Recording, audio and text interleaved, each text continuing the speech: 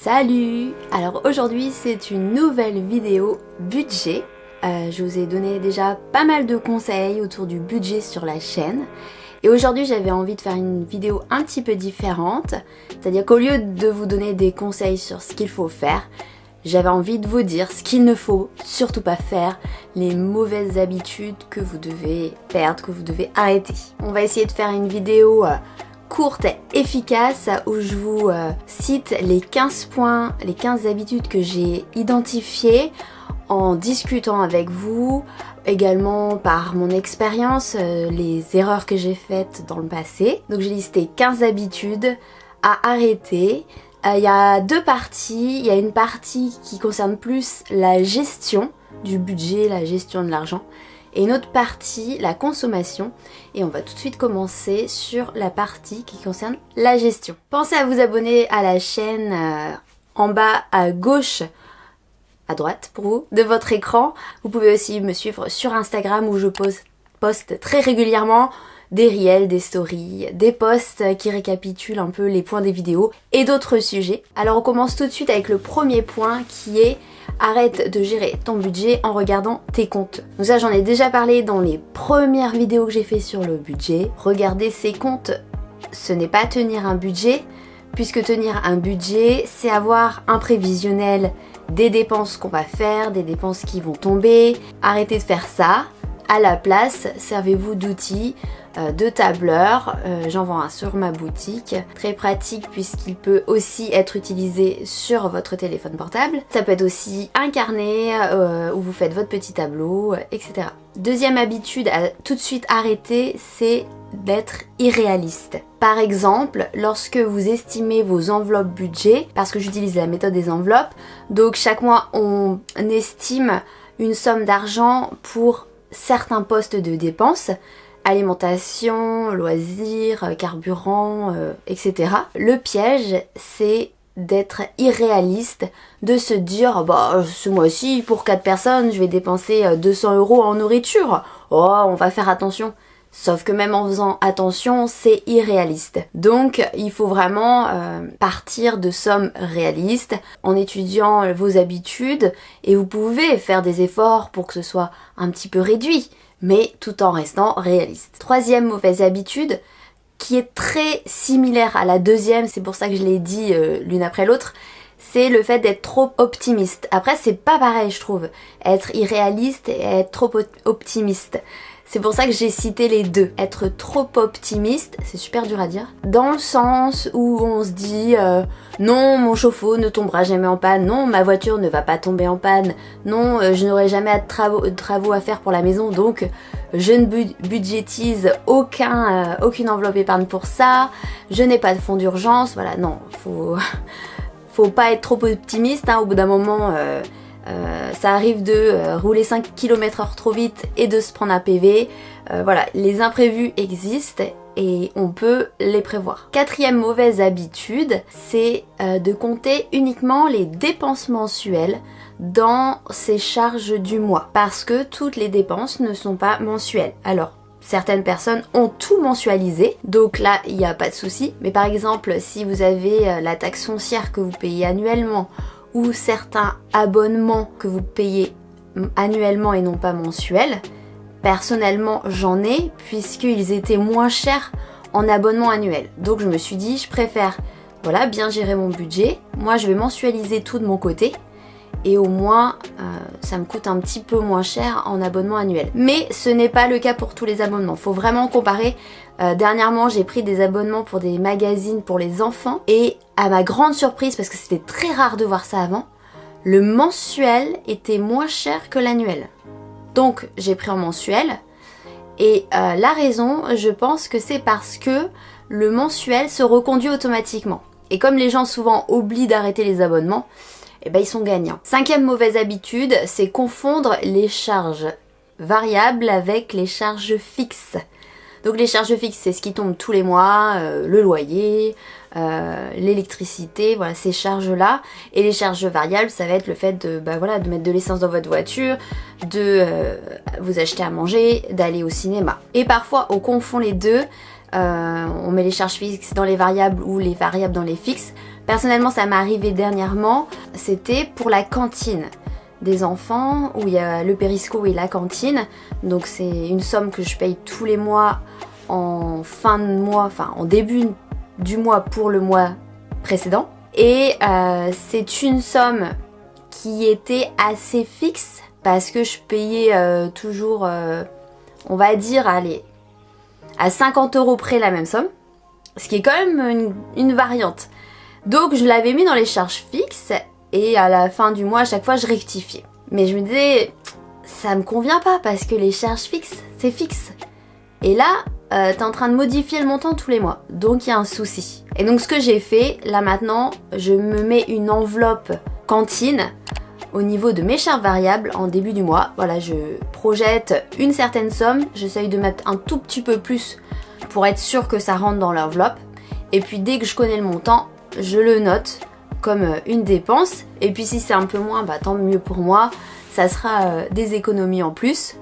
Mais voilà, maintenant je l'ai mis dans mes charges variables et je pense que c'était une erreur de le mettre dans les charges fixes. 6e mauvaise habitude, ne pas noter ses dépenses. Bah oui, parce qu'en fait, c'est bien beau de tenir un budget, de projeter des choses, mais si derrière vous faites pas le suivi, c'est-à-dire noter chaque dépense, bah en fait ça sert à rien. Si vraiment ça vous saoule de noter vos dépenses, bien que le fichier que je propose permet de noter de manière instantanée tout de suite la dépense sur votre portable dès que vous la faites, donc ça facilite les choses. Mais si vraiment vous n'avez même pas envie de faire ça, vous pouvez prendre la carte Lydia. Lydia permet en fait de faire des enveloppes et à l'intérieur de ces enveloppes, vous allez mettre les sommes d'argent que vous avez définies. Et avec la carte Lydia, la carte bancaire, vous allez pouvoir payer vos dépenses et vous allez pouvoir choisir dans quelle enveloppe vous souhaitez dépenser l'argent avant de faire l'achat, ce qui vous permet en fait, voilà, en deux clics sur le téléphone, vous pouvez choisir l'enveloppe, après vous payez et la somme est débitée. Ce qui vous permet de ne pas avoir à noter la dépense, même s'il y a une mini manip du choix des enveloppes à faire. L'autre possibilité, c'est d'avoir une enveloppe Lydia juste pour l'alimentation. Donc vous servez tout le temps de cette enveloppe. Et pour les autres dépenses, le garder en gestion sur un budget, puisque souvent le plus de courses qu'on fait, c'est quand même pour l'alimentation. Et puis quand vous avez des dépenses autres de loisirs, bah là vous prenez le temps de le noter, voilà. C'est vraiment à vous de voir ce qui est le plus pratique pour vous. Et j'en viens à la mauvaise habitude 7, c'est utiliser un outil de gestion du budget qui ne vous convient pas. Parce que si l'outil ne vous convient pas, que c'est trop fastidieux, vous n'allez pas tenir sur la durée, vous n'allez pas tenir dans le mois et vous allez vous décourager parce qu'en fait c'est pas adapté pour vous. C'est trop compliqué. Si vous préférez du papier, partez sur le papier. Si vous préférez du numérique, partez sur le numérique. Si vous préférez payer en liquide, voilà, c'est vraiment tester ce qui est le plus simple pour vous. Personnellement, je préfère payer par carte bancaire et noter tout de suite mes dépenses ou me servir de ma carte Lydia. Je fais un peu des deux. Je trouve que c'est le plus pratique parce que ça met tout de suite à jour mon budget du mois. Comme je le fais tout de suite, je n'oublie pas de noter la dépense. Et voilà, j'ai pas besoin de consacrer un temps en plus chez moi pour noter, etc. Donc voilà, en tout cas c'est ce qui me convient, mais c'est vraiment important de trouver l'outil qui vous convient pour voilà, que ça s'intègre dans votre quotidien et que ce soit facile. 8e mauvaise habitude à perdre, celle-là je l'aime beaucoup, je l'ai appelée Madame Parfaite, ça peut être aussi Monsieur Parfait. C'est le fait de tenir son budget. Au début du mois, on fait bien son petit budget. Voilà, on note ses dépenses, tout est bon. Puis à un moment, il y a un craquage. Allez hop, 300 balles. Et là, le budget, bah, il est à moitié foutu, quoi, parce que c'était pas prévu. Et puis on se dit, oh, tant pis, je le tiens plus. Après tout, je préfère faire l'autruche et puis continuer à vivre sans faire attention à ce que je dépense. Et ça, je l'ai fait pendant longtemps, il y a 12-13 ans, quand je tenais mon budget. Alors c'était vraiment sur les bases, hein, j'ai un tableur Excel, c'était pas le système des enveloppes, etc.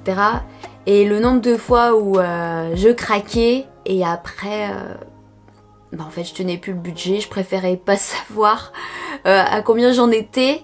Et puis les mois d'après, bah, on essayait de rattraper comme on pouvait les craquages des mois précédents. Donc voilà, ça c'était pas agréable à la vivre. En fait sur le coup j'étais contente, mais après ça me stressait. Je préfère largement maintenant où je peux avoir des petits craquages, je me maîtrise. Et puis si vraiment j'ai envie de quelque chose, on attend. 9e mauvaise habitude, épargner en regardant ce qu'il nous reste à la fin. Alors épargner, ça se fait pas à la fin quand on a tout dépensé et on se dit ah cool, il me reste 50 € ou il me reste moins 20 €. Épargner, ça se fait au tout début du mois. En tout cas, prévoir l'épargne, ça se fait en tout début du mois. Quand on fait son budget, voilà, on définit toutes ses enveloppes de manière réaliste et pas trop optimiste. Et à ce moment-là, voilà, on voit notre capacité d'épargne. Si on peut épargner 100 €, 200 €, 300 €, 400 €. Et on essaye, du coup, au fur et à mesure du mois, de tenir nos objectifs. Et à la fin, on a tenu nos objectifs, on épargne la somme. On est encore mieux que ce qu'on pensait, et tant mieux, on épargne plus. On est un petit peu moins, c'est pas grave. On épargne un peu moins, mais on épargne toujours, et c'est ça l'essentiel. Et il peut y arriver que vous n'arriviez pas à épargner, ce n'est pas grave. L'essentiel, c'est d'être à zéro, c'est-à-dire de ne pas être endetté. Et le mois prochain, vous essayerez de faire mieux et d'épargner un petit peu.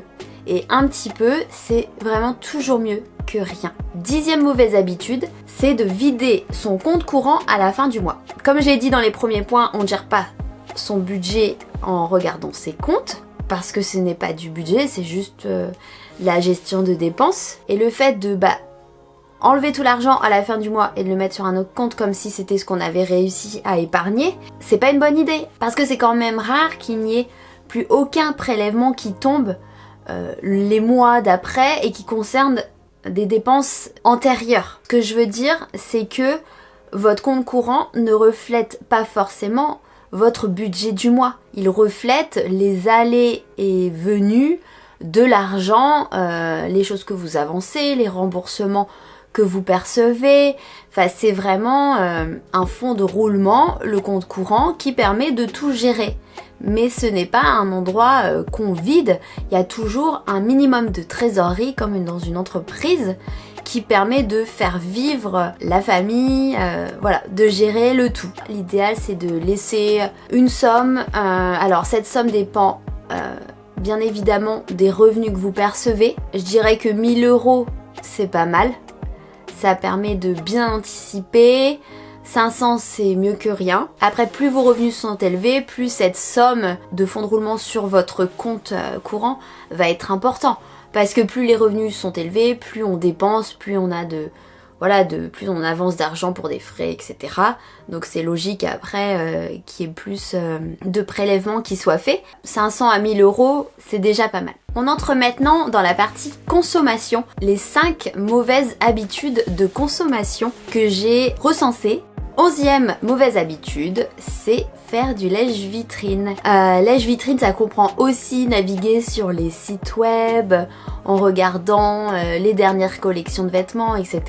Franchement, c'est super dur de se contrôler quand on fait du lèche-vitrine. C'est comme des enfants qu'on amène dans un magasin de bonbons, on leur dit regarde, c'est joli mais on n'achète rien. C'est un peu de la torture. Personnellement, depuis que j'en fais quasiment plus, ça m'a énormément aidé à de plus avoir de dépenses futiles, mieux me maîtriser en fait. Je vais pas au devant de la tentation et c'est beaucoup plus facile.